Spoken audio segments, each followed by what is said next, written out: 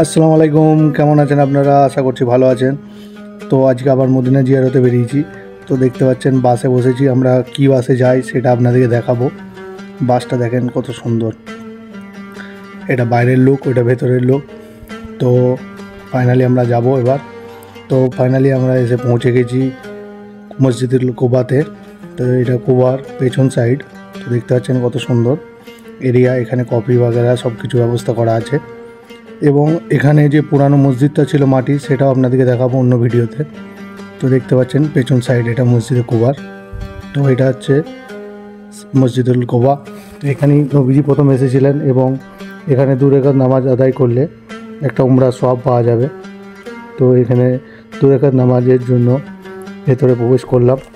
তো আলহামদুলিল্লাহ এখানে নামাজ কমপ্লিট হয়ে গেছে আমার। তো ভেতরটা দেখাচ্ছি, কত সুন্দর দেখেন, মাশাআল্লাহ। তো এরপরে মসজিদুল নবীতে যাব। এটা মসজিদে কুবার ভেতরটা। ফাইনালি মসজিদুল নবীতে আমরা এসে প্রবেশ করেছি। তো দেখেন কত সুন্দর লাগছে চারদিকটা, মাশাআল্লাহ। তো এখানে ফজরের নামাজের পর নবীজি রওজার উদ্দেশ্যে যাব। তো এখানে সালাম দিতে। তো দেখতে পাচ্ছেন এখানে নবীজির রওজাটা আছে।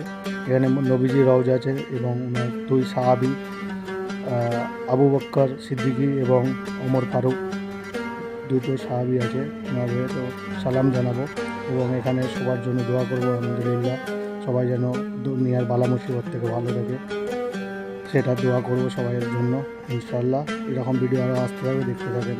ধন্যবাদ।